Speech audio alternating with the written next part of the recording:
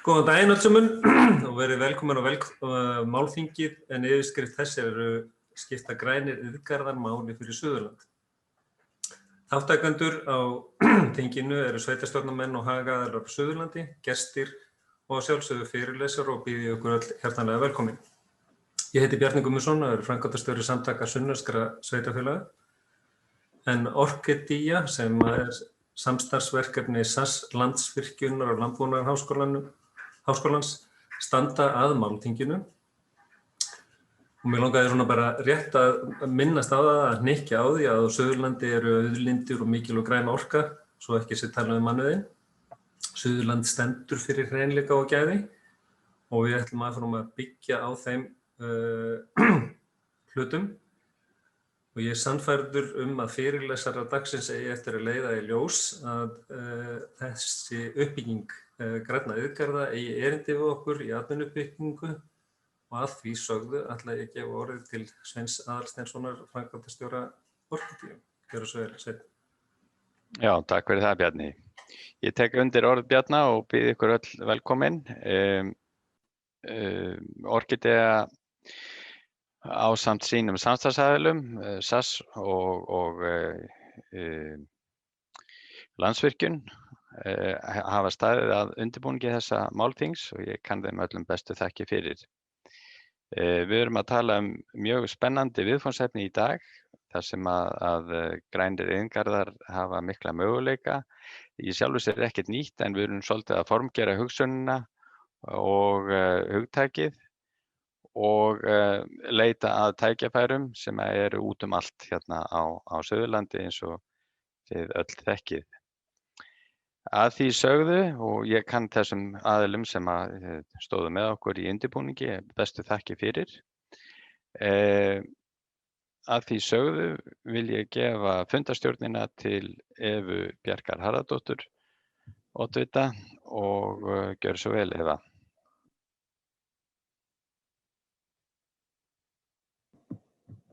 Takk fyrir það, Sveinn. Komið bless og sæl. Ánægjulegt að vera með ykkur í dag. Mér líður svo litið eins og við séum að fara, sveitarstjórnarmenn hérna, séum að fara að reyna að kíkja svolítið inn í framtíðina. Og það er eitthvað sem við þráum öll að gera. Þetta verður spennandi morgun hjá okkur. Ég ætla að biðja ykkur jafnóðum að okkur dettur í hug einhverjar spurningar að setja þær kannski bara jafnóðum inn í kommentakerfið eða chatið. Og svo getið þið nýtt Facebook líka en athugið það að í lok fyrirlestrana þá munum við fara yfir spurningar frá okkur. Þannig ég ætla að biðja alla þá sem eru með fyrirlestra í dag að vera með okkur allan fundinn. Okkur er getið setunarboðið. Við erum klukkan rúmlega 10 þá er landsfundur hjá okkur. Allavega einhverjum okkar á vegum Sambands íslenskra sveitarfélaga, þannig að sveitarstjórnarmanninum er ekki til setunarboðið, við skulum bara halda á spöðunum. Við fyrst við erum komin að þá fyrsta lið og þar ætlar hún Þórdís Kolbrún Reykfjörð Gylfadóttir, ráðherrann okkar, að fara aðeins yfir stefnu stjórnvalda í þessum málaflokki. Þannig að við ætlum að byrja stórt og hlakka til að heyra hvað hún hefur fram að færa. Gjörðu svo vel, Þórdís Kolbrún. Kæru gestir.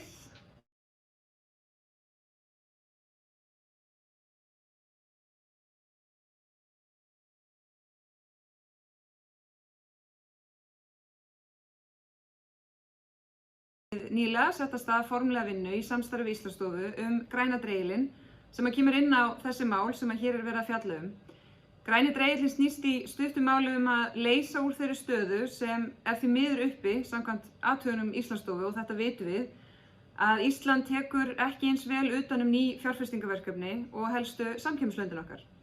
Græni dreigillinn er auðvitað tilvísun í rauða dreigilinn sem lagður til að bjóða sérstaklega góða gesti velkomna.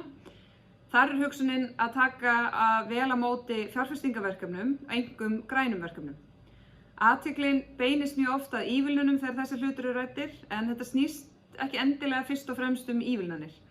Þetta snýst ekki síður að stjórnkerfið gefi fjárfestum skýr svör, að leikreglur og ferli séu fyrirsjáanleg og skilvirk og ekki þurfa að ganga mánuðum saman á milli Pontíusar og Pílatusar og fá jafnvel misvísandi svör hjá þeim næstu skref. Við sjáum að fjárfestingarstofu nágrannalandanna sem eru hliðstæðar Íslandsstofu hafa á að skipa fjölmennum teymum starfsmanna sem hafa það hlutverk að leiða fjárfesta í gegnum stjórnkerfið og leita svara og lausna við því sem þarf að leysa. Þetta skiptir miklu máli og raunar hafa nágrannalöndin verið að leggja sífellt meira áherslu á þetta atriði á sama tíma og minni áherslur hafa verið á ívilnanir. Að minnstakosti í orðukveðnu, þó að einhverjar grunnsemdir séu nú uppi að ýmsar ívilnanir kunni stundum vera í boði sem ekki endilega greint frá opinberlega. En tilgangurinn með græna reglunum að greina hvar við getum gert betur hvað þetta varðar og Íslandsstofa leiðir verkefnið og hefur í mínu umboði rætt við atvinnuþróunarfélög og fulltrúa sveitarstjórna víða landið til að kynna verkefnið og koma því af stað. Og ég heyri að þessu hafi verið mjög vel tekið og ég fagna því auðvitað sérstaklega. Okkar hlutverk í ráðuneytinu síðan að beita okkur fyrir þeim úrbótatillögum sem að koma út úr verkefninu og auðvitað felst hluti af verkefninu því að skilgreina hvers konar verkefni geti átt rétt á þeirri sérstöku meðferð sem kann að vera lögð til að boðið verði upp á. Eitt af því sem var ákveðið að skoða alveg sérstaklega einmitt grænir iðngarðar að erlendri fyrirmynd og eins og þið kannski viti var leitað til okkar samlegðaráhrif þessa verkefnis við vinnu sem var komin af stað á Bakka við Húsavík þar sem Málþing og Landsvirkjun einmitt að láta greina tækifæri iðnaðarsvæðisins þar með hliðsjón af grænum iðngörðum. Niðurstaðan var að nýta samlegðaráhrifin af þessum tveimur verkefnum en við leggjum áherslu á að niðurstaða úr greiningunni verði gerð aðgengileg og nýtist þannig öllum svæðum landsins sem að kunna eiga hliðstæð tækifæri og þar meðal á Suðurlandi. Hér á eftir verður kynnt vinna sérfræðing sem hefur unnið með Landsvirkjun að greiningu grænna iðngarða og sú vinna mun einmitt nýtast vel í grænadreglunum og samvinnuverkefnum á Bakka og svo öllum öðrum sem að vilja síðan nýta sér þær niðurstöður. En ég vil líka stuttlega nefna að við höfum reynt ekki að afskrifa ívilnanir og stuðning þó að hann sé kannski veittur með öðrum hætti en við erum vön frá undanförnum árum og áratugum. Og það er mikilvægt að gera sér grein fyrir því að endurgreiðslur rannsókna og þróunarkostnaðar fyrirtækja hafa vaxið stórkostlega á allra síðustu misserum og nema nú 10 milljörðum króna á ári. Árið 2015 var þessi fjárhæð 1 milljarður. Þetta tæki hefur því á stuttum tíma orðið stærsta ívilnandi aðgerð stjórnvalda til þess að hvetja til nýsköpunar og eru þetta almenn aðgerð. Þetta hefur ekki farið neitt sérstaklega hátt, kannski af því að þetta heitir ekki sjóður, margfalt minni sjóðir vekja meiri athygli. En hér höfum við sett almennar reglur mjög miklar ívilnanir og það er mikilvægt að halda því skilmerkilega til haga, sérstaklega þegar heyrist að nú sé ekki veittar lengur neinar ívilnanir. Síðan var fyrir nokkrum vikum samþykkt frumvarp fjármálaráðherra sérstakar ívilnanir til grænna fjárfestinga í formi rýmri reglna afskriftir. Og ég hef orðið vör við það að sumir hafa ekki heyrt þessi nýju lög, en þau fela í sér verulegar ívilnanir til grænna fjárfestinga sem geta hæglega hlaupið á milljörðum ef að þetta úrræði verður nýtt eins og vonir okkar standa til. Og síðan má nefna Orkusjóður hefur verið stækkaður og áherslur hans eru alltaf til endurskoðunar og hvort tveggja, þar að segja auknir fjármunir og nýjar áherslur, taka mið af loftslagsmarkmiðum stjórnvalda og nýrri orkustefnu Íslands. Orkusjóður er þessar mundir að auglýsa eftir umsóknum hæstu styrki sem sjóðurinn hefur veitt árabil og þar eru sömuleiðis nýjar áherslur breiðari flokk orkuskiptaverkefna. En eins og þið vitir hefur sjóðurinn síðustu misseri einkum verið að styrkja innviði á borð við hleðslustöðvar. Og nú munu fleiri tegundir orkuskiptaverkefna koma til álita, meðal annars verkefni hjá iðn- og framleiðslufyrirtækjum. Og ég hvet ykkur til þess að skoða vandlega mögulega skörun á þessum áherslum Orkusjóðs og þeirra tækifæra sem Orkidea er einbeita sér að. En kæru gestir, ég vil að lokum þakka fyrir það kröftuga starf sem þið eru að vinna með það fyrir augum að fjölga tækifærum okkar til verðmætasköpunar á Íslandi. Ég finn það mjög skýrt, bæði fyrir þessum krafti, bæði á Suðurlandi og annars staðar á landinu. Það er ljóst að tækifærin eru að banka á dyrnar hjá okkur hvert á fætur öðru, bæði stór og smá. Og vart líður svo vika að nýjar hugmyndir séu ekki kynntar fyrir okkur hér, sem virðast margar hverjar eiga mjög raunhæfa möguleika á að verða að veruleika. Mín sýn er að greiða götu þessa verkefna eins vel og mögulegt er og greiða götu ykkar sem eru að leita tækifærum og leggja mikið á okkur til þess að hjálpa til við að láta þau verða að veruleika. Gangi okkur vel. Takk. Takk fyrir þetta, Þórdís Kolbrún. Þetta er gott upplegg í umræðina á eftir. Við ætlum að vinda okkur strax í næsta erindi. Það hún Dagný Jónsdóttir frá Landsvirkjun sem ætlar að fjalla hugmyndina græna iðngarða. Gjörðu svo vel, Dagný.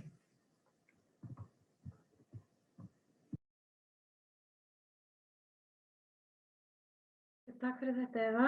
Ég ætlaði að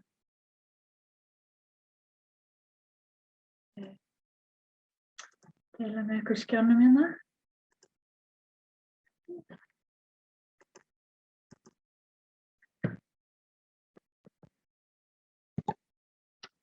Hvað setja í?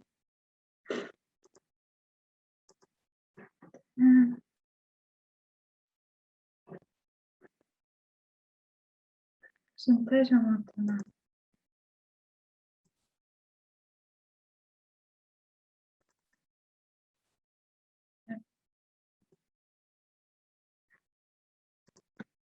Jæja. Ég ætla að fjalla með ykkur í dag, sem sagt vistvæna iðngarða og hvort að vistvænu iðngarðar séu tækifæri fyrir Suðurland.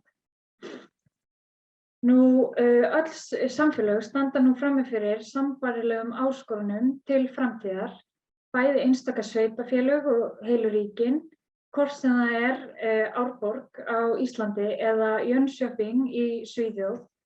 En það að eiga tækifæri á því að laða til sín betri störf og auka samkeppnishæfni, verðmætasköpun og hagvöxt. Það allir að keppa að því sama og nú miklar breytingar framundan á heimsvísu því að öll framleiðsla að færast í þá átt að leggja meiri áherslu á sjálfbærni og loftslagsmál, en það skapar bæði ógnanir og tækifæri fyrir atvinnumál á einstaka svæðum eftir því hvernig á það litið. Ísland þar ekki undanskilið, en við höfum okkar sterkleika en einnig okkar veikleika og það undir okkur komið hvort að við viljum líta á þessar áskoranir sem tækifæri. Á síðustu öld fórum við frá því að vera eitt fátækasta ríki í Evrópu og í það að vera með ein bestu lífskjör sem þekkjast í heiminum og öfluga innviði, en því má meðal annars þakka fjárfestingu stóra orkunotenda sem hafa stutt við orkuuppbyggingu innviða í landinu. Og til framtíðar má líta svo á að orkuaðgengi sé lykilforsenda iðnaðaruppbyggingar og mikilvægi orkunnar mun allra síst minnka á komandi árum. Því orka drifkraftur iðnaðar og þróun og tækni og nýjum lausnum sem treysta enn meira á græna raforku, en þar sem eldri lausnir byggja oft á aðgengi að jarðefnaeldsneyti. Ef við horfum á Ísland í heild sinni, þá sjáum við það að ef við lítum á vinnslu og nýtingu raforku á Íslandi, þá hefur raforkuvinnsla byggst upp meðal annars til þess að styðja við stóra viðskiptavini og viðskiptavini sem þurfa mikið magna orku á einum stað, og meðal annars má sjá að þeir eru byggðir upp með tilliti til aðgengis að hafnaraðstöðu. En síðan tökum við út Suðurland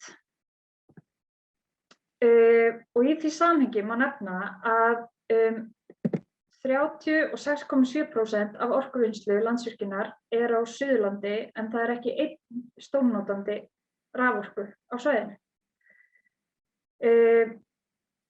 Því heildarorkunýting á svæðinu svona 3,5%, sem 10 sinnum minni heldur en orkuvinnsla svæðisins. En hvers vegna það? Eins og ég sagði áðan, þá hafa verkefni í fortíðinni byggst upp að horft til aðgengis að hafnaraðstöðu og öðrum innviðum sem geta skipt máli, en núna þegar landslagið að breytast og minni og fjölbreyttari verkefni að skoða Ísland sem valkost, þá hægt að velta því fyrir sér hver samkeppnisstaða svæðisins í þessu tilliti. til þess að viðskiptavin komi og sérstaklega þessi minni, til dæmis matvælaframleiðsla, gagnaver og eða einhver slíkur ákjósanlegur iðnaður sem sveitarfélög sækjast eftir, þá þarf að vera búið að undirbúa svæðið til þess að byggja upp innviði. Það má nefna tenginga við raforkukerfið og að skipuleggja lóðir fyrirfram. Því svona minni verkefni vinna á stuttum tímalínum og það er ekki hægt að fara í undirbúning þegar verkefnin byrja sína áhuga, heldur verður það að byrja gerast fyrirfram til þess að passa við þeirra óskir. Nú ef við lítum á samkeppnishæfni Íslands gagnvart minni orkuháðum fyrirtækjum,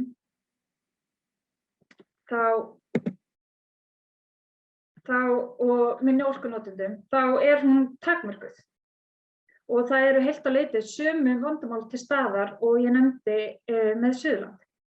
Sem sagt, helsta áskoranir eru skortur á innviðum, tilbúnum lóðum og flutningsleiðum raforku, langur þróunartími verkefna, ófyrirsjáanlegar ívilnanir, kostnaðarsöm fjárfesting miðað við umfang starfsemi viðskiptavinar og svona skortur á heildarhugsun. Og það er bara staðreynd að minni orkuháð fyrirtæki koma ekki til landsins nema að þessi þættir séu til staðar. En hver er þá lausnin? Nú, málefni dagsins í dag, iðngarðar, eru ein möguleg lausn sem hefur færst í aukan erlendis, en iðngarðar geta aukið samkeppnishæfni,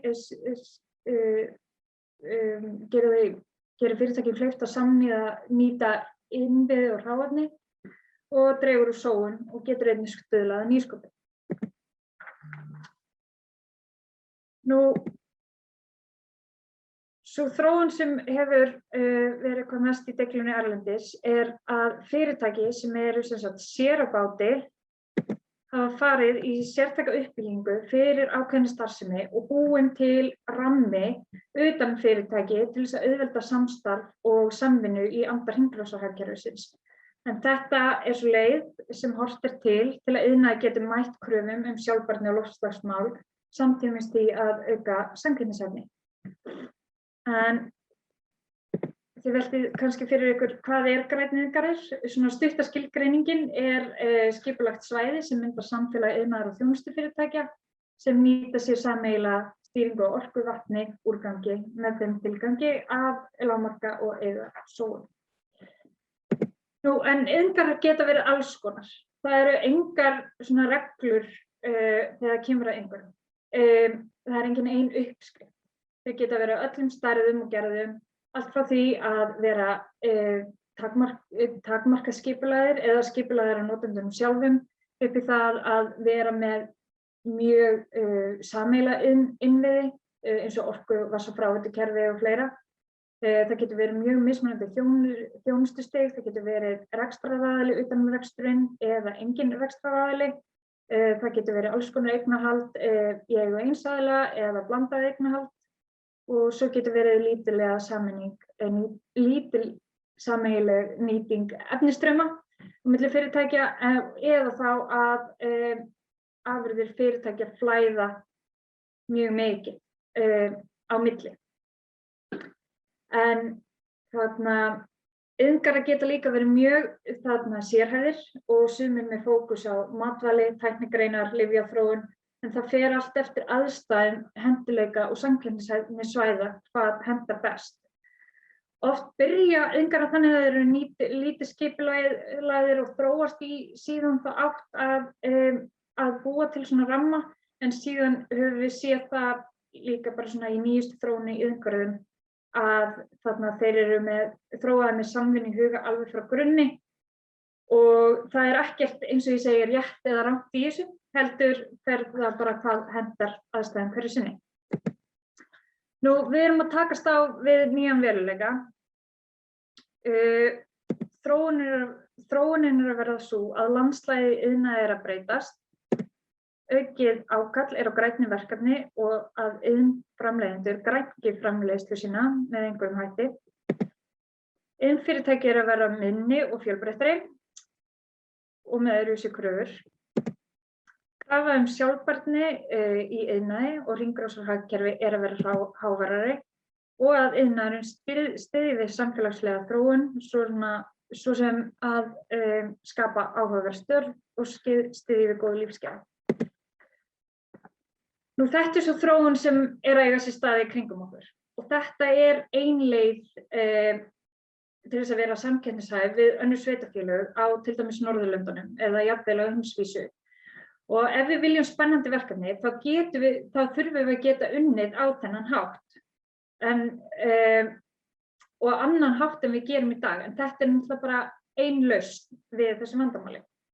Og ef að þetta einhver hugmyndafræði sem fellur af framtíðarsýn íbúa og sveitarfélaga, þá þurfa sveitarfélög að koma sér saman stefnu og huga að framtíðaruppbyggingu, líkt og nokkur sveitarfélög á landinu eru nú þegar byrjað að huga að. Nú, ef við tökum bara mjög einfalt dæmi hvernig svona iðngarður, matvælaiðngarður til dæmis, myndi þarna vera á Suðurlandi, en þannig garður myndi til dæmis falla mjög vel að styrkleikum Suðurlands og þeirri þekkingu og hefðum sem eru það fyrir. Og við erum þá með strauma, orka, varmi, vatn og land. Síðan eru hér með dæmi fyrirtæki sem geta nýtt sér straum hvors annars að einhverju leyti, gróðurhús, matvæli, þurrkun, fiskeldi, þörungaræktun og CO2 hreinsun á lofti. Og varman hægt að nota.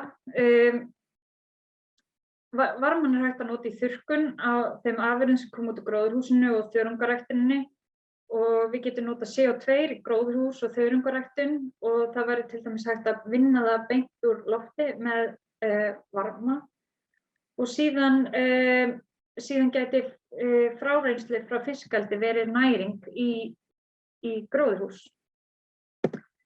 Nú, út úr þessari samnýtingu kæmi fjölbreyttari vörur þar sem samvinna og samnýting lækkar kostnað við framleiðslu og gera hana sjálfbærari. Nú, eins og Þórdís kom inn á áðan, þá kemur Landsvirkjun á samstarfi fýsileikagreiningu iðngarða á Íslandi og það verkefni nú þegar farið af stað.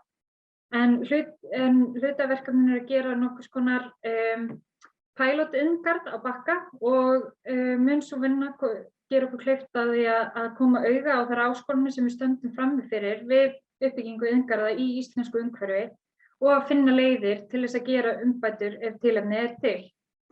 Nú, samstarfið mun skila sér í skýrari ramma sem að önnur sveitarfélög geta þá nýtt sér í framhaldinu. En Bakki bara eitt dæmi verkefni og það eru fleiri sveitarfélög farin að skoða græna iðngarða af miklum alvarleika og þá má nefna til dæmis Akraness og Ölfus.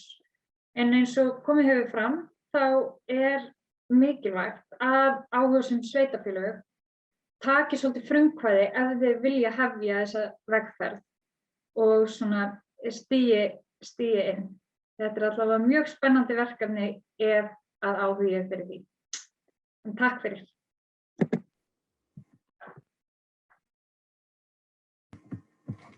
Takk fyrir þetta, Dagný. Virkilega spennandi. Nú förum við hjá sveitarfélögum að bretta upp ermarnar. Þá erum við hérna næst með erindi frá Fyrir O'Connor. Hún sjálfstæður alþjóðlegur fjárfestingaráðgjafi og eigandi af fyrirtækinu Untitled Incorporation í New York, sem sér sérhæfða FDI, það Foreign Direct Investment ráðgjöf. Hún vinnur með Landsvirkjun að greiningu á erlendum fyrirmyndum grænna iðngarða og hefur áður unnið fyrir fyrirtækið í markaðsgreiningu á gagnaverum. Nú,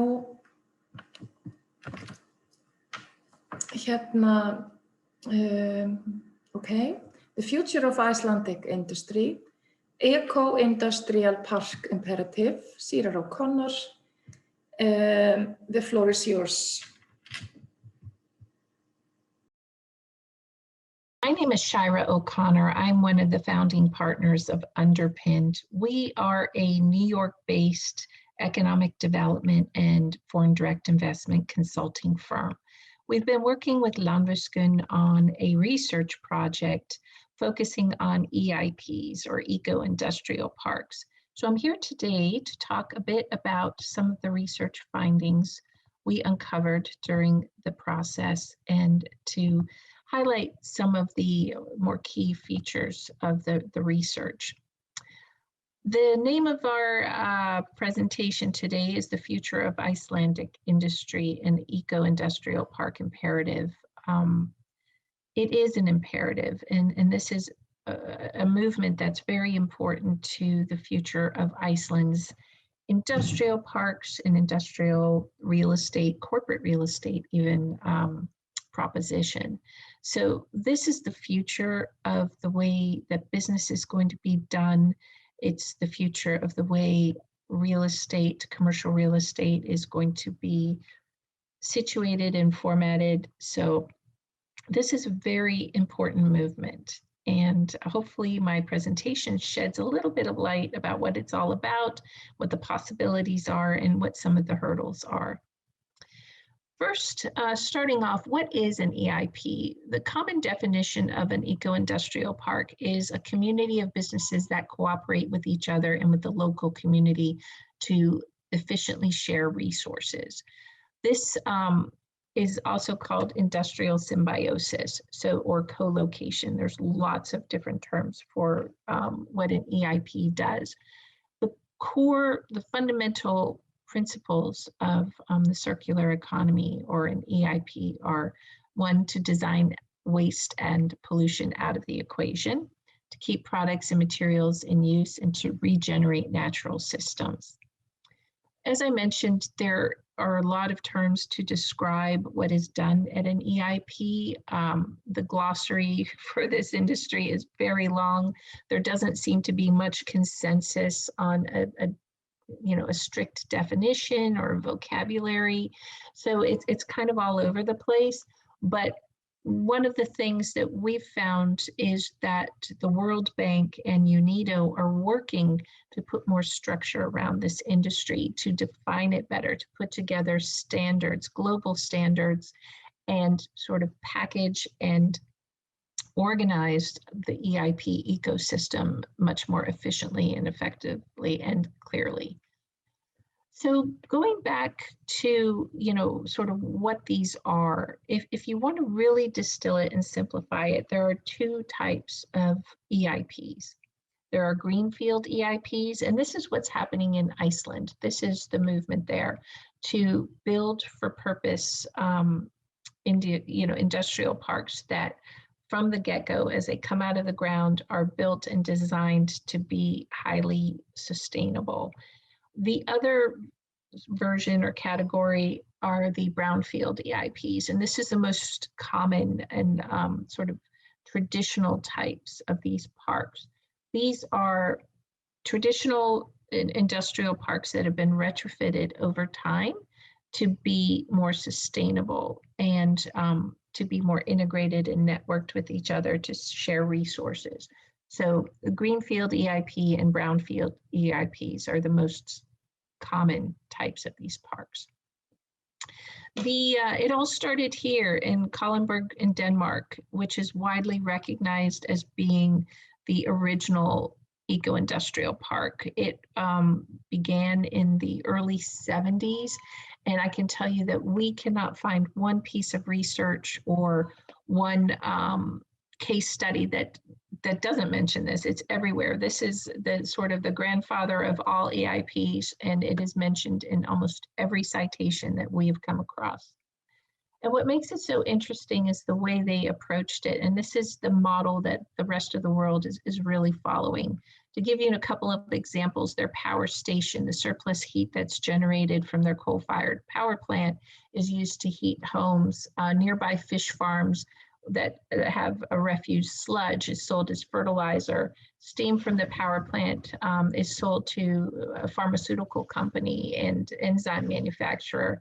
And the byproducts of the power plant, one of the byproducts is sulfur dioxide, which contains gypsum, which is sold to sheetrock manufacturers. and the use of producing sheetrock. And what was interesting about this particular case study is the fact that these manufacturers do not have to import or purchase any additional gypsum.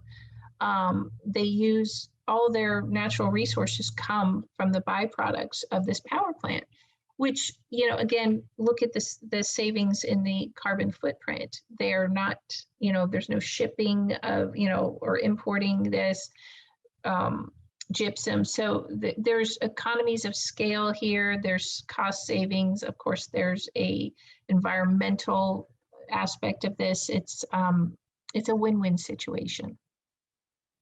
So to give you, you know, just an overview of EIPs and what's going on. So they have been in existence and really a thing since, you know, the early 70s. In a lot of times they came into existence as a reaction by government to reduce pollution and environmental impact of industrial waste. In Asia, especially, there were some very big issues with health and well-being of their citizens. In Japan and China, for example, that Japan and China were highly industrialized very quickly. There weren't many EPA or environmental protection mandates put in place. So there was a huge issue with, you know, industrial waste and the toxic effects of those industrial waste, not only on the people, but also the environment. So out of necessity, Japan and China began really doubling down on these eco-industrial parks. It formed a lot of policy incentives. It was a strategic priority of their governments to get these sites cleaned up and get them on the right track. So the main drivers and benefits for eco-industrial parks are really reducing operating costs and improving productivity, but also greening the supply chains, mitigating climate change, of course, improving resource supply security. So think about it, you know, that gypsum that the sheetrock manufacturer was producing in COVID, our supply chains were disrupted. So imagine if you had a local supplier that, you know, and you didn't have to rely on the supply chain, you know, this vast supply chain to get your raw materials.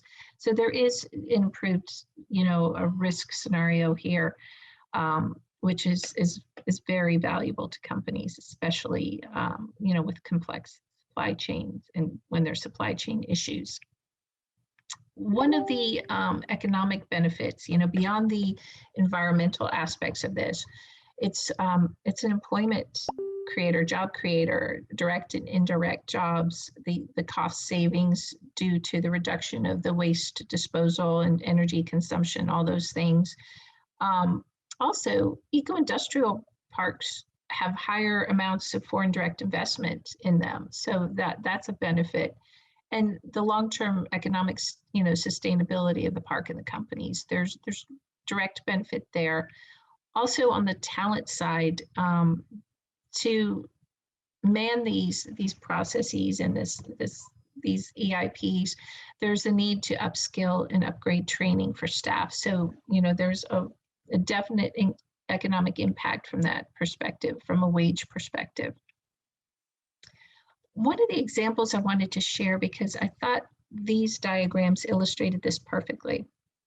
This is South Korea. And starting in 2005, they began to really tackle their EIP and problem and doubled down. The government really doubled down on pushing this agenda, the EIP agenda. So they took their industrial parks, they began retrofitting all the processes to reduce emissions and, you know, and waste from their companies. They began to network them. And if you see over time, over the course of 15 years, you know, they went from, you know, regional networks of the companies exchanging natural resources to, you know, forming this nationwide network where companies, you know, who are farther away were sharing natural resources, I mean, their waste resources. So it became this network and this web of cooperation and and partnership, which, you know, is still evolving, but they've done a wonderful job of doing this. And one of the things that we found in our research was that the smaller the company, the more efficient and effective these networks were. Obviously, distance, you know, it hinders communication. So it makes sense when you're in closer proximity that you can find a company that has, you know, waste that you can use as a resource. So it works much more effectively. The characteristics of a successful EIP, you know, obviously planning with the environment in mind. Iceland is one step ahead of everyone else in that you have 100% renewable energy.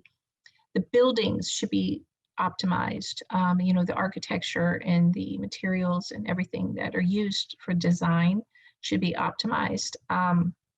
I think that, you know, this is happening more and more, especially with newly, you know, built for purpose EIPs. And this is an area where Iceland's going to have a competitive advantage. So there's certain things that, you know, you should think about when you're doing this. And one of them is that there's no perfect EIP. Perfection doesn't exist in this equation because it's always evolving. Technology is evolving, processes are evolving. So I think if you, you know, do what your best, don't, you know, you're never going to reach perfection, but if you can tackle different elements of your EIP, whether it's how the people get to work, you know, if you can reduce emissions or optimize that from a sustainability perspective, or even the cantina, making sure that you recycle all the refuse in some way, optimize every point of the EIP, you'll get closer to having, you know, a perfect symbiosis there. You know, you're never going to use all of the refuse 100% of the time, but you can, you know, you can use quite a bit of it and optimize things. So EIPs don't work without collaboration. And this is, I think, the most important slide that we're going to be talking about today. It is all about collaboration and partnerships and networks. Government is so important and plays a very important role, the national government, in this whole process. They set policy, they incentivize companies that locate in an EIP. They set KPIs and standards. You know, I mentioned that there are no global standards right now, so a good place to start is with your national environmental protection standards. And then you work your way up from there. If you can improve on those are your metrics, those are your KPIs, is here's the baseline standard and improving on those. The national government will also be very, I think, important to the business development process of these. Local government is also an integral partner from business development. They're potentially co-managing the sites. They're convener of companies, so they play an important role, as does the developer and the EIP management company themselves. Obviously with operations, business development, helping to create the networks between the companies. The private sector themselves, the companies actually locating there, are very important to networking, collaboration. Their commitment is very important. And they're also going to help in an ancillary way with the business development, because as they're creating their networks with other companies, they might have a waste product that is very valuable to another company, enough so that the company would co-locate with them to have access to this asset. So they'll play a role in that as well. And one of the areas that I believe wasn't really in the research we found, really wasn't stressed enough, was academia and the universities. I think from Iceland's perspective, you're going to want to tap into your universities to help with mapping. So finding all of your industries and, you know, your companies across Iceland and what they do, what their byproducts are, and then helping to match with other companies. You know, so this is a heavy piece of research and analysis. You have to understand the chemical processes. They're also going to help with metrics and KPI tracking. How many connections did they make? How much, you know, waste is being reused? what are the efficiency levels? And they're also going to be very important to convening the companies. So a very important partner, I think, are the universities. So, how do you start an EIP? And you'll hear this word over and over again. EIPs begin and end with collaboration, communication, and partnerships. They have to be supported by government in the form of legislation, tax breaks, and financial incentives. Public support is very important. There is an eco-imperative, and again, I think you have an advantage in Iceland because you have a eco mindset. The people of Iceland have this eco mindset already, so there's going to be a lot of local support. But it's all about networking, it's about relationships, and it's about making sure these companies connect and share their resources. So how will the EIP benefit the economy, and how do you market it? So, I mentioned earlier that they help facilitate foreign direct investment.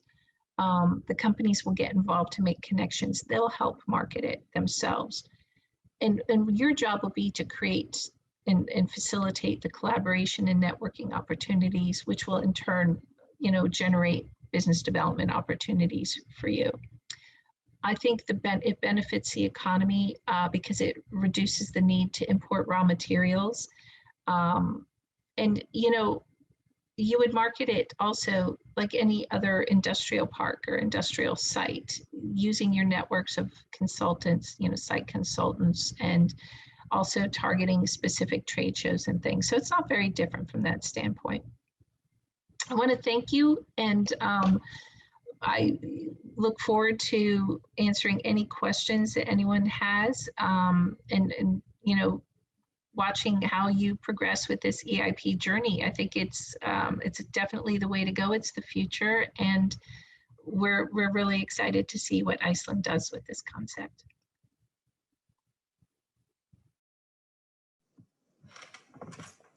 Thank you so much for your input, Shirar. Very interesting, and we're very lucky to have such a consultant. Ok, þá erum við komin að næsta erindi. Með okkur hann Grænir Guðmundsson frá Landsneti sem ætlar að fjalla orkuframboð og orkuáætlanir Suðurlands. Svo vel, Grænir. Já, takk hérlega og takk hérlega fyrir að bjóða mér á þessa áhugaverðu ráðstefnu eða málþing. Ég sjá þetta ekki í fullu stærð núna.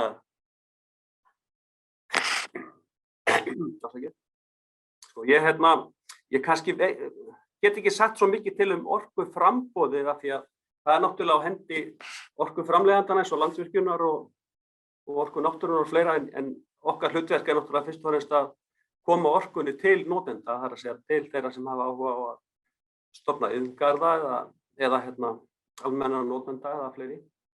Og þannig að við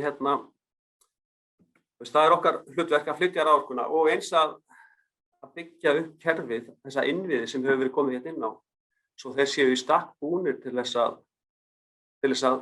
þjóna þessu hlutverki. Og við gerum áætlanir uppbyggingu kerfisins og við birtum þessa áætlun í kerfisáætlun Landsnets sem uppfærð árlega og það er svona opinbert plagg sem samþykkt á Orkustofnun.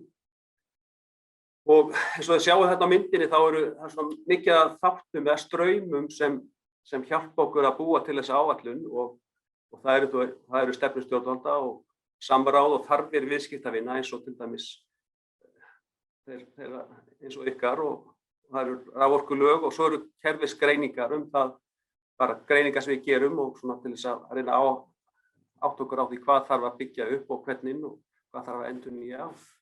Og þessi áætlun sem við birtum, það eru svona tveir meginþættir. Það eru annars vegar 10 ára áætlun meginflutningskerfið, það er að segja byggðalínuna og sterka kerfið á Suðvesturlandi og fleira, og svo er nákvæm áætlun framkvæmdaverk, það er að segja sem næri við 3 ár, og þar sem við bara birtum lista yfir öll verkefni sem við ætlum að framkvæma á 3 árum og nákvæmlega hvað í þeim felst.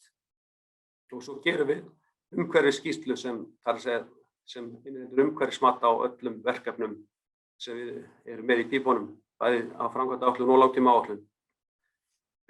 Og langtímaáætlunin, ég var að segja það eins og að því miður kerfið okkar þannig í dag að það slæmt ástand á raforkumálum. Það erfitt að flytja raforku á milli framleiðanda og notanda og það bara sprungið kerfið í rauninni og það hefur ekki verið byggt upp eins mikið og hefði þurft að gera á síðustu árum og áratugum. Þannig að það svona víða pottur brotin í þessum málum. En núna erum við uppi með metnaðarfullar áætlanir að laga þetta ástand og við sjáum fram á það á næstu 10 árum þá verði gjörbreytt ástand í raforkumálum þjóðarinnar, var að segja að allir landsmenn eða langflestir búi við það að geta byggt upp minni iðnað og orkuskipti og allt þetta. Og það á meðal annars ný kynslóð byggðalínu, það að segja fyrri hlutin, það að segja hluti sem nær alveg frá Suðurnesjum og vestur fyrir norður fyrir land og alveg austur á Austurlandskerfið á héraði. Og þetta eru bara nýjar línur og tengivirki sem koma í stað 50 ára gamalla byggðalínu sem liggur hringinn í kringum landið.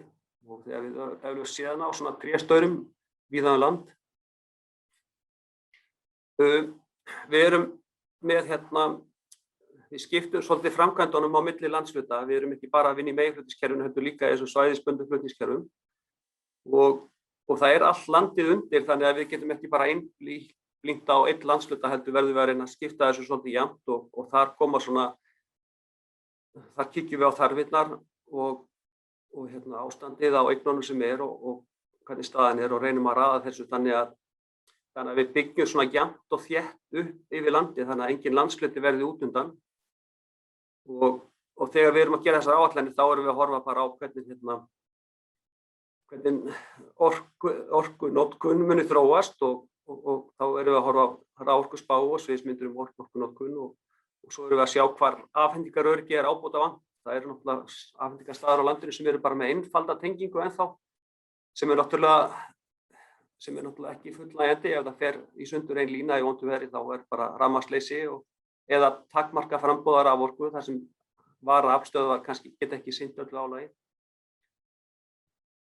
Ef við horfum á Suðurland þá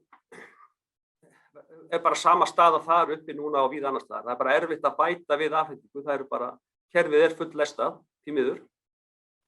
Við skiptum Suðurlandskerfinu í 2 hluta, það austari og vestari hlutin og það verra ástand í austari hlutanum og það stafar af bara af veikari eða svona lítilli aflgetu spenna í Búrfelli. Þetta svona kerfisvandi sem hefur verið að hrjá okkur svolítið en það aðeins betra ástand í vestari hlutanum eins og það pláss fyrir minni háttar aukningu en samt ekki eins mikla og margir hefðu viljað sjá.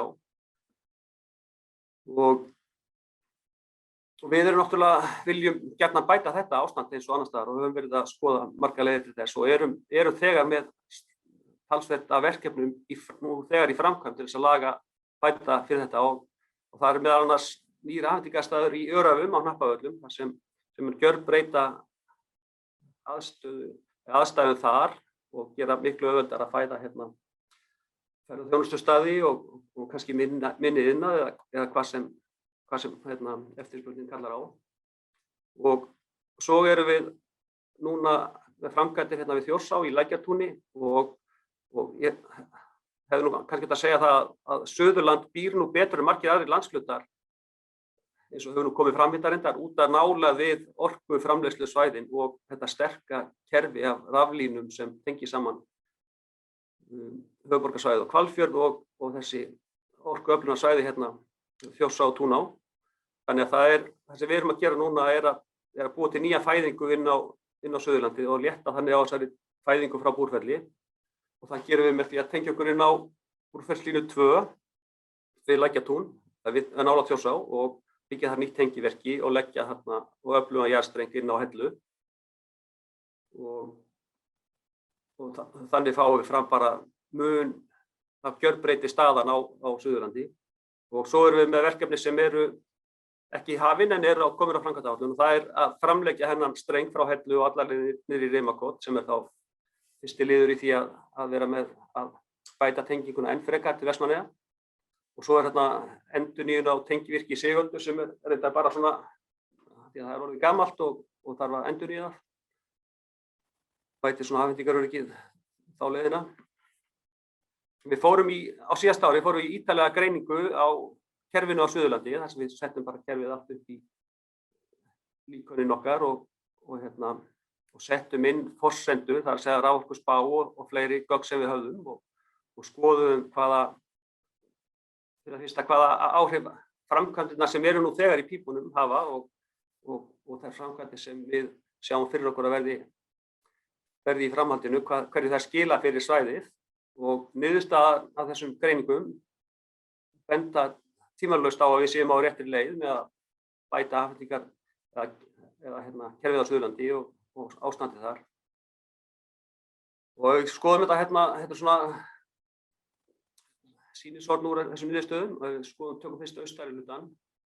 Ég er ekki að tala um Öræfi, það er bara gjörbreytt staða þar bara með þessu nýjum afhendingarstað, þannig að það ekki inn í þessari greiningu. En austari hluti Suðurlandskerfisins, það að segja kerfisins í kringum Hellu og Hvolsvöll og það hefur mjög jákvæð áhrif þessar framkvæmdir sem við erum að gera. Það að segja þessi nýja afhendingarstaður í Lækjatúni og þar erum við með svokallaðan stillanlegan fasvíkspenni sem þýðir að við getum í raun og veru svolítið stýrt flæðinu þarna inn í gegnum þennan stað og það gjörbreytt, það er svona lykilatriði í að auka sveigjanleika og gera okkur kleift að bæta við afhendingargetu í kerfinu bara á öllu Suðurlandi. Og þið sjáið þetta svona viðmunatölur og sjáið að þetta í svona bilinu 10 til 30 megawatt sem við getum bætt við. En það er náttúrulega gott að það er náttúrulega sá fyrirvari á að þessar tölur eru innbyrðis háðar, það að segja að við getum ekki bætt þessum megawattum við á hverjum einasta stað heldur hefur aukin notkun á einu stað áhrif á hina, þannig að það er svona skoðið alltaf eftir í samhengi og sama þetta miðast ekki alveg við fullt N-1 eins og það heitir, það að segja ef það fer út ein lína þá getur þurft að skerða einhverja notendur en það eru margir notendur í dag sem eru reiðubúnir að vera á skerðanlegu flutningi gegn því að fá eitthvað og bara það hefur ekki þannig séð slæm áhrif á reksturinn að vera straumlaus í einhvern tíma, þannig að það er svona þjónusta sem margir vilja sko. Ef við skoðum vestara hlutann þá sýna niðurstöðurnar að það að taka tengingu frá Lækjatúni yfir á Selfoss og það er að segja að tengja saman vestar og austari hlutann, það er ekkert endilega besta lausnin. Það hefur valdið því að það verða svona hringstraumar í kerfinu sem eru í raun og veru að taka upp pláss í kerfinu og þannig að það er svona erfitt að eiga við það og niðurstöðurnar okkar sýna að það er bara betra að bæta tenginguna við sogið. Og við erum að skoða að spennuhækka þá línur frá soginu og niður í Selfoss og til Hveragerðis frá soginu, það er nú línaskömmul sem við getum notað og til þess að þetta sé hægt að þarf að byggja nýtt tengivirki á Írahósi og að breyta tengivirkjum Hveragerði og Selfossi. Þetta er svona svo lausn sem hugnast okkur best í að laga afhendingaröryggi þar og þetta er háð því reyndar að það settur upp sams konar spennur á Selfossi og Lækjatúni og með því að gera þetta þá er hægt að laga einnig ástandið í vestari hlutanum talsvert mikið og bæta við talsvert mikilli afhendingu þar. Þetta er náttúrulega háð því að orkan sé búin til einhvers staðar á virkjunarsvæðinu eða vindorkugarðar eða eitthvað slíkt sem verður náttúrulega að gera í á sama tíma. Svo erum við að skoða frekari styrkingar og það er þá tvöföldun á 66 km tengingu til Vestmannaeyja, það er að segja leggja Vestmannaeyja línu 4. Þetta er verkefni sem við höfum verið að undirbúa og er á 10 ára áætlun en ekki tímasett. Fyrsti hlutinn, það er að segja tvöfaldan á Rimakot komið á áætlun og svo er þetta tengivirki á Írafossi einnig á 10 ára áætlun en það er ekki tímasett ennþá. Eins og ég sagði áðan þá erum við 3 ára framkvæmdaáætlun þannig að áætlanirnar okkar eru nákvæmari eftir því sem þær eru nær í tíma en svo minnkar aðeins nákvæmni í forgangsröðunni eftir því sem lengra líður frá, þannig að það er ekki, við erum ekki með eins og verkefni 8 ára áætlun eða 10 ára endilega í réttri tímaröð ennþá, eða nákvæmri. Og svo líka vil ég taka fram að viðskiptavinir sem þurfa mikið afl, hvort sem það einstakur viðskiptavinur eða iðngarður, við erum ekki að gera ráð fyrir svoleiðis notendum, það að segja 30 megawatt plus, og það þarf í flestu tilfellum þá sterkari tengingar fyrir svoleiðis eða hærra spennustig, 132 kV, og þetta getur kallað á nýja línulagnir, til dæmis ef það þyrfti að kemur stór notandi í Þorlákshöfn eða Ölfusi, þá þyrftum við að leggja þar sterkari línu nyrðir sem flytum vera, og spennuhækka línur sem eru tilbúnar eins og lína niður á Selfoss, það hægt að spennuhækka hana, hún dregin sem 130, og forsendur fyrir svona framkvæmdum eru tengisamningar.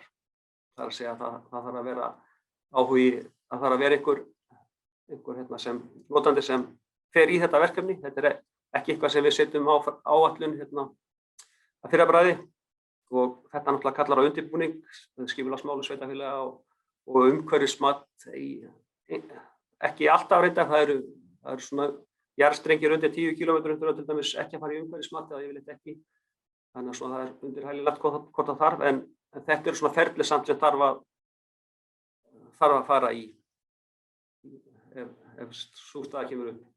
En þú veist, við okkur náttúrulega ber að tengja alla, og ef viðskiptavinir sækjast eftir því að fá tengingu, þá verður það náttúrulega að ferða bara í eðlilegt ferli, og ég held að ég sé að búið með tíman og aðeins 1 mínútu fram yfir. Ég ætla að vona að þið hafi haft gagn af þessu, og svona þið sjáu hvernig við stöndum og á hvað við erum að horfa í þessu, og það er náttúrulega bara okkar vilji að allir geti fengið það rafmagn sem eða þú veist, að geti fengið til sín það rafmagn sem þeir hafa geta keypt, og við styðjum við bakið á allri svona uppbyggingu, og sérstaklega erum við hrifin af grænni uppbyggingu eins og svo mikið í umræðunni núna og iðngörðum og fleira. Takk fyrir mig. Takk fyrir þetta, Kneirs. Það þarf alltaf að haldast í hendur svo hlutirnir gangi upp. Þá erum við komin að síðasta erindinu hjá okkur í dag, áður en við förum í umræður, og það er hann Friðrik Már Baldursson, Háskólanum í Reykjavík, sem ætlar að fræða okkur græna iðngarða og koma inn á ávinning sveitarfélaga. Gjörðu svo vel, Friðrik Már. Já, þakka þér fyrir og takk fyrir að bjóða mér að koma með innlegg á þessum fundi. Ég sagði nú þegar Sveinn hafði samband við mig, þá sagði ég bara að ég hefði, sem satt ég kom að ritun skýrslu svokallaðan auðlindagarð sem tengist HS Orku og HS Veitum á Suðurnesjunum, og það eru liðin held ég 5-6 ár síðan, og mikið vatn runnið til sjávar og stykki heimsfaraldur gengið yfir og svo framvegis. En það sem ég ætlaði bara að gera er að sýna ykkur bara hvernig svona helstu atriðin úr þessari skýrslu sem við unnum á þessum tíma. Þetta sneri fyrst og fremst það sem ég kom að, sneri fyrst og fremst að efnahagslegum áhrifum eða umfangi auðlindagarðsins og hvernig það kom inn í Suðurnesin. Kannski rétt að segja að sko tengist auðvitað erindum sem hér á undan, að þetta fyrirbrigði auðlindagarðurinn, að þetta sko það er nú oft talað klasa í svona þessum fræðum. Það er að segja, það er svona þyrping fyrirtækja þar sem að það myndast ákveðið svona samlegðaráhrif í klasanum. Þau sækja hvert að öðru í vissum skilningi og hafa hagræði hvert á öðru. Auðlindagarðurinn kannski ekki alveg svoleiðis. Hann fyrst og fremst þyrping fyrirtækja sem byggja framleiðslu á samnýtingu jarðvarma frá HS Orku og svo auðlindastrauma sem koma í kjölfar þeirra framleiðslu. En eins og var bent á áðan að þá geta svona garðar verið af mörgu tagi og ég held að þetta falli svo sem inn inn í eina tegundina og kannski einmitt þetta dæmi sem að kom hjá ekki vissi ég fari rétt með nafni, Sýrar, allavega. Þannig að straumar sem að bara hefði verið úrgangur, Bláa lónið er náttúrulega fullkomið dæmi með þetta, það eru búin til mikið verðmæti. Nú ég ætla að deila hérna glærunum mínum.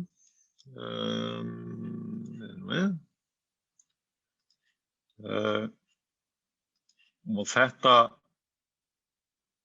sjá jú, og kemur þetta upp. Ég vona þetta komi upp hjá ykkur líka. Að þetta bara, ég ætla að hlaupa á þessum helstu niðurstöðum úr þessari skýrslu og bara fá það fyrst og fremst til að sýna ykkur hver nálgunin var þarna. Þetta snýr náttúrulega, í raun og veru þetta ekki greining á því, hvað maður segja, hvernig þessi,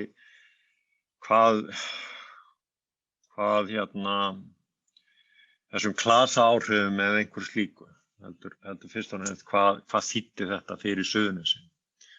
Og nú það kannski var bara einhverju ljós á það hvað þýðir þetta fyrir svona uppbygging, hvað gæti hún þýtt fyrir aðra.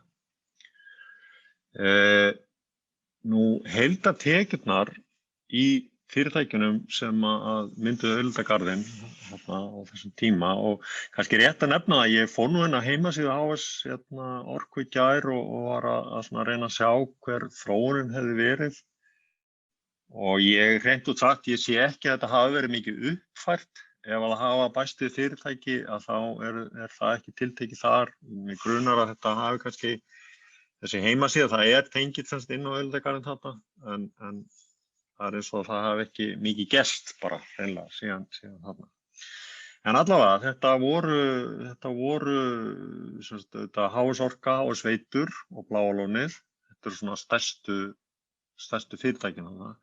En síðan voru önnur fyrirtæki með 15% hlut í veltu. Þetta voru fyrirtæki Hausthag og Háteigur sem eru svona í fiskverkun, þurrkun minnir mig. Northern Light Inn, Orf líftækni sem að ég reikna með að starfi enn á þessu svæði því að þeir notuðu sér einmitt svona auðlindastrauma þarna og Carbon Recycling International og svo Stolt Seafarm. Og það sem að þetta var á þessum tíma þá voru mörg af þessum fyrirtækjum á uppbyggingar og fjárfestingarskeiði og spurning hvernig þróun hefur orðið síðan. Það er ekkert ólíklegt að veltan hafi og umfangið hafi aukist bara töluvert á þessum tíma. Nú, velta er eitt og verðmætasköpun er annað. Ef framleiðsla sem eða starfsemi sem byggist fyrst og fremst á aðföngum sem kannski lítið gert með að þetta skilar ekki miklu inn í samfélagið en þarna er heilmikil verðmætasköpun í gangi, virðisaukin í raun og veru þegar aðkeypt var og þjónusta hefur verið dregin frá. Þetta er raunverulega bara sambærilegt hugtak og verk landsframleiðsla. Að þetta var svona það bil helmingur af veltunni. Það er að segja að 2014 þá var þetta komið í rúma 10 milljarða og þetta á þessum tíma var þetta rúmlega 0,5% af landsframleiðslu sem að hljómar ekkert voðalega mikið en auðvitað mjög mikið til þessa samfélags í fyrsta lagi og svo í öðru lagi kannski rétt að bera það saman við aðra starfsemi eins og með stóriðju. Þá var þetta á þessum tímum 4% að framlaga í stóriðju til landsframleiðslu og 10% framlaga í fiskveiðar. Þannig að þetta er ekkert lítið framlag. Það er 0,5% af landsframleiðslu á einum hluta landsins, afmörkuðum hluta landsins er heilmikið. Nú fjöldi starfa kemur fram hérna líka á súlunum á vinstri ásnum og sjáum hérna í bláa línunum bein áhrif af auðlindagarðinum eftirspurninni. Það voru 500 störf þarna í lokin við auðlindagarðinn sjálfan og svo áætluðum við 500 störf til viðbótar í afleiddum störfum. Og þetta var 0,3% af störfum á landinu í heild og samanborið við 0,5% framlag í landsframleiðslu að þá bendir það til mikillar framleiðni. Það er að segja framleiðni vinnuafls mjög mikil. Það er náttúrulega mikil fjárfestingarbakki, ber að hafa í huga að HS Orka og HS Veitur eru þarna inni sem mjög fjármagnsfrek starfsemi augljóslega og þetta blálóni líka og fjárfestingi var uppsöfnuð 68 milljarðar króna á þessum tíma. Nú, fyrirtækin innan auðlindagarðsins selja í raun afurðir sínar með einum eða öðrum hætti, annað beint eða óbeint til erlendra aðila. Og það sem að staðan var auðvitað þessum tíma svo að ferðaþjónustan hafði þetta verið á miklu flugi og lágt raungengi í kjölfar fjármálakreppunnar skapaði góð skilyrði fyrir útflutningsfyrirtæki og fyrirtæki sem keppa við innflutning almennt í landinu og sérlega í auðlindagarðinum. Og þannig að auðlindagarðurinn var í raun og veru þáttakandi og birtingarmynd þessar þróunar. Og bláa lónið, sem sagt, ég talaði um framlag í landsframleiðslu áðan og bláa lónið í raun og veru gríðarleg framleg þar og ferðaþjónustan þar með drífur þetta að töluvert miklu leyti og kannski rétt að hafa í huga ekki bara tengslum við auðlindagarðinn heldur bara stöðuna núna almennt að 1/3 hagvaxtar á þessum tíma á þessum árum sem voru til skoðunar kom frá ferðaþjónustunni. Og þar að leiðir að sko viðspyrnan á þessu svæði eða í þessari starfsemi var snarpari heldur en í hagkerfinu heild. Við sjáum það á þessari mynd hvernig grænu súlurnar sýna bara almennan hagvöxt og þessar brúnu sýna hvernig virðisaukin í starfsemi auðlindagarðsins þróaðist og mikill vöxtur á þessum árum. Nú kannski rétt að hafa í huga að sko Suðurnesin þetta kom alveg sérstaklega vel inn í Suðurnesin á þessum tíma. Þarna það er ekkert voðalega langt síðan að herinn fór sem var alveg gríðarleg blóðtaka fyrir svæðið. Nú þó kom fjármálakreppan og það var sko byggingariðnaður var með hátt hlutfall á þessu svæði og það hafði mjög mikil áhrif og samdráttur í sjávarútvegi sömuleiðis, þannig að það töpuðust 16% af heildarfjölda starfa á Suðurnesjum á þessum árum þarna undan. Þannig að sko það eru 2000 störf á svæðinu. Þannig að auðlindagarðurinn sem kemur þá með 500 beinstörf og kannski 500 viðbót, þetta skiptir gríðarlega miklu máli fyrir ástandið á svæðinu. Þannig að sko sérlega í ljósi mikillar framleiðni í auðlindagarðinum, framleiðni vinnuafls, að þá mjög líklegt að framlagið inn í bara verðmætasköpun á Suðurnesjum í heild hafi verið bara ennþá hærra, kannski fjölda starfa, þá þetta helmingur, en það má leiða líkur að því að það séu jafnvel enn jákvæðari, hafi verið enn jákvæðari áhrif. Tíminn hleypur hratt, ég sé að ég á einhverjar 2 mínútur eftir eða eitthvað leið, sko, þannig að ég ætla nú að skauta létt yfir þetta, koma glærur sem að sýna, við komum ennþá meira inn í þetta og sömuleiðis þetta með tekjurnar og framleiðnina og hvernig kannski rétt að benda á það hvernig bláa lónið var alveg gríðarlega stór þáttur í sko atvinnu og tekju áhrifunum. Síðan kemur auðvitað kóðfaraldurinn og slær heldur betur á það en vonandi birtum við til þar aftur. Ég ætla bara að rétta í lokin, sko, hvað kannski rétt að velta fyrir sig hvað liggur að baki. Það náttúrulega í fyrsta lagi auðlindin sjálf og þetta verður alltaf staðbundi. Ég held að það sé alveg ljóst. Þarna bara jarðhitaauðlindin og Bláa lónið held ég að hafa nú myndast svona meira og minna fyrir tilviljun þegar fólk, tilviljun, það fólk tók eftir því að þarna streymdi heitt vatn út í hraunið og fór að baða sig. Hafði góðar á húð og framvegis. Og síðan voru hagfelldar ytri aðstæður á ákveðnu tíma sem höfðu áhrif.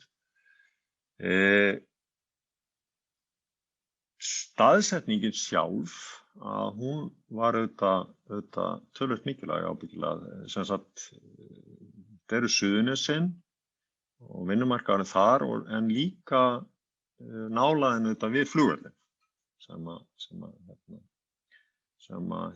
skiptir auðvitað töluverðu máli. Og síðan spurningu stærðar og breidd af hagræði. Þetta eitthvað sem við nefndum í skýrslunni en í sjálfu sér höfðum við ekki mikið tök á því að fara að skoða þetta, rannsaka þess sérstaklega en það má geta þess til að nálægð fyrirtækjanna innbyrðis hafi haft hagfelld áhrif að hafi einhverjum mæli streymt þekking á milli. Og svo auðvitað nálægð við höfuðborgarsvæðið og vinnumarkaðinn og framboð af sérhæfðri þjónustu og vinnuafli þar. Og þannig að ég ætla ekki að hafa þetta lengra. Ég held að svona lærdómurinn að þessu sé að ég held að sé heilmikið hægt að læra þessu dæmi, en ég held líka að það sé ljóst að hver og einn staður hefur sín sérkenni og það mun alltaf þurfa að taka tillit til þess. Það ekki hægt að kópera þetta dæmi, það örugglega hægt að læra því. Og kannski að lokum rétt að taka fram, annar mikilvægur lærdómur auðvitað að þetta getur haft alveg gríðarlega sterk og jákvæð staðbundin áhrif eins og á Suðurnesunum og sérlagi á þessum tíma þar sem þau voru svona sárt leikin af ýmsum áföllum sem hefðu riðið yfir. Þannig að ég held. Takk fyrir mig. Takk fyrir þetta, Friðrik. Virkilega áhugavert og gaman að sjá að þetta virkar í raun. En þá eigum við smá tíma núna til 10 til að spjalla saman og beina spurningum þá til þeirra sem hafa verið að tala hér. Hún Þórdís Kolbrún trúlega ekki með okkur og ekki Sýrar heldur, en við getum komið spurningum áfram til þeirra. Þannig að spurningin hvað þið viljið spyrja um. Þess ofta spurst. Hér hún Dagný, Landsvirkjun og Friðrik Már sem við vorum að hlusta á núna áðan, HR og Grænir frá Landsneti. Svo sita náttúrulega hjá okkur sérfræðingarnir okkar, Sveinn og Helga og hér fólk sem bara með fullt af vitneskju og fróðleik, þannig að það væri gaman að eiga svolítið spjall þessi tækifæri sem felast í þessum grænu iðngörðum sem bara svolítið framtíð fyrir okkur. Þannig endilega skellið inn spurningum eða komið á framfæri endilega við okkur hvað þið að hugsa. Sveinn, þú sérð þegar kemur eitthvað inn á Facebook?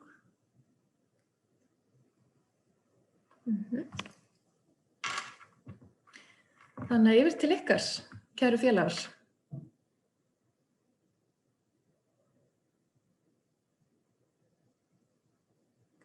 Það stórt spurt.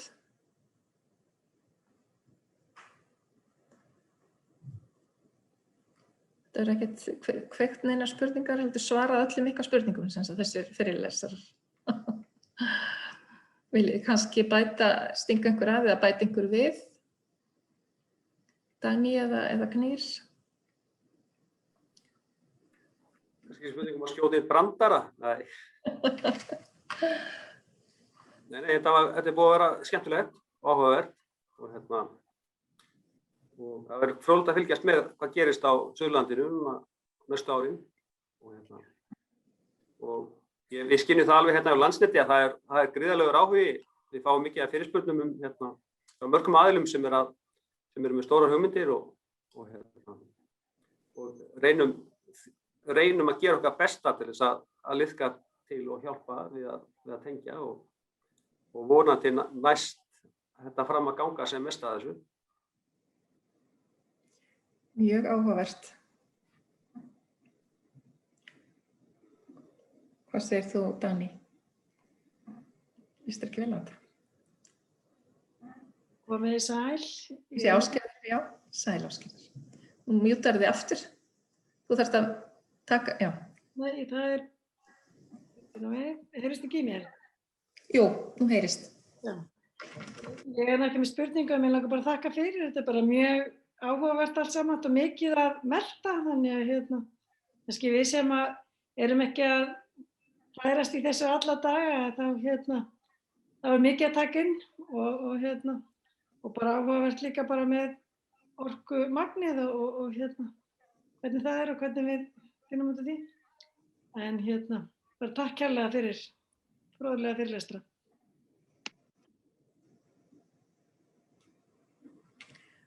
Áhugavert líka svona fyrir sveitafélög okkur að sjá hvernig fléttast saman, hvernig þetta verður ekki orðið svona eins og virðiskeðja.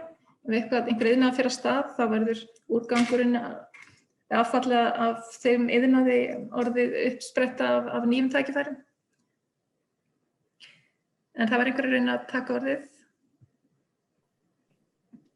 Já, ég ætlaði bara að þakka fyrir tækifærið og þakka fyrir að skipuleggja þennan frábæra viðburð. Það er bara æðislegt að koma þessu framfæri, að fá tækifæri til að koma þessu framfæri þessu verkefni við sveitafélög og svona vekja athygli og áhuga á þessum verkefnum sem við erum að vinna að og vonandi getum við bara komið til með að styðja þau í þeirra vegferð til framtíðar ef þau hafa áhuga. Ég vona allavega að erindin okkar hafi vakið áhuga hjá þeim að fara í þessu vegferð því okkur finnst hún auðvitað æðisleg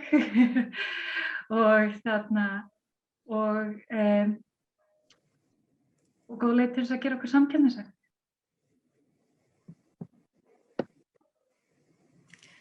Takk fyrir þetta, Dagný.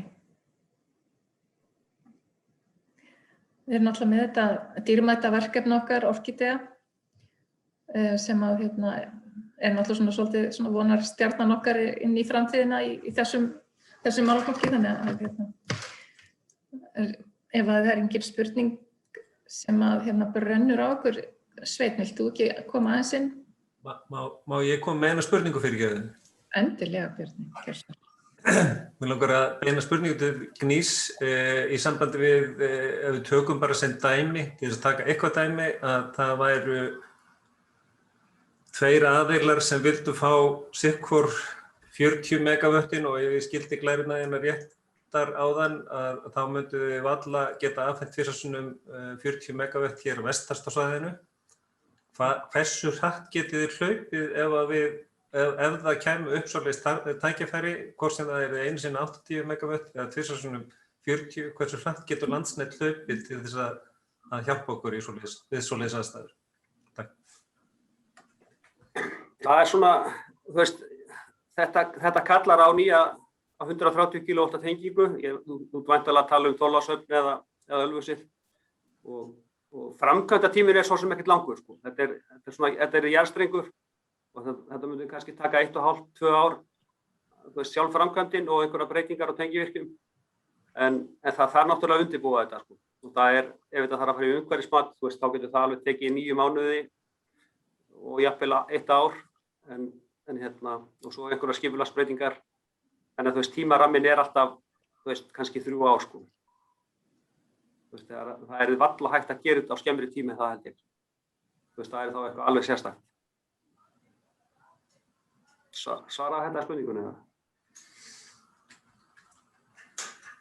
Þetta er náttúrulega kerfin, þessi 60 kV kerfi er ekki byggð fyrir svona mikið afl, þannig að við erum alltaf að tala um næsta steg fyrir ofan, og þá þurftum við að fara upp í sogið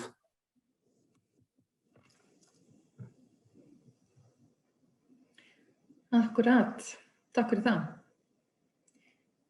Fleiri sem að vilja koma inn með þó að sé ekki nema þá ábendingar eða ekki endilega fyrirspurnir.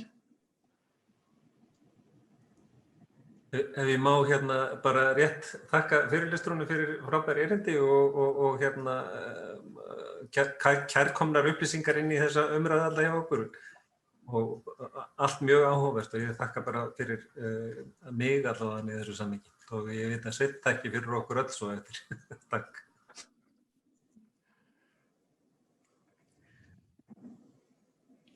Ég tek undir það. Það var virkilega áhugavert og svona kveikir svolítið í okkur sveitarstjórnarmönnum held ég.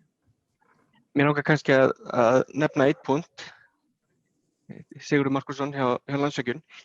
Ég held að endurspegla svolítið vel það sem Gnýr talaði og spurning Bjarna að undirbúningurinn fyrir kannski 40 megavatta verkefni segjum að það væri einhvers konar spennandi fjárfestingarverkefni sem sveitarfélög væri mjög áhugasöm að fá til landsins og myndu keppast og á sama tíma og fyrir slík verkefni erum við náttúrulega í alþjóðlegri samkeppni við, ef þetta eru spennandi fyrirtæki sem eru að skapa spennandi störf þá erum við að keppa við sjálfsagt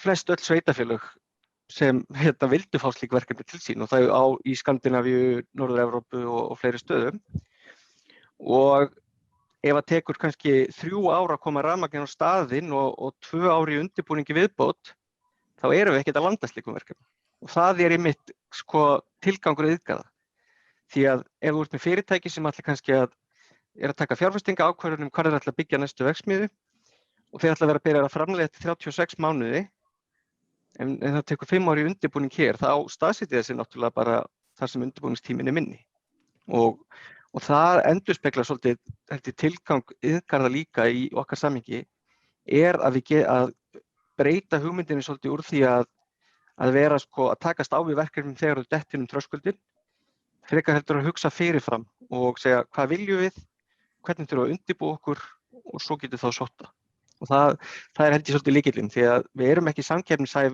verkefni sem vinna á stuttum tíma í kannski núverandi kerfi. En ég þakka kærlega fyrir góðan fund. Má ég bæta aðeins við? Gjörðu svo vel, Gnýr, við höfum smá tíma. Ef það eru fyrirtæki eða tækifæri sem geta byggst upp í áföngum, þá erum við miklu betur í stakk búin. Því að það er hægt að byrja þá aðeins smærra og bæta svo við þegar það er svona ít í allt.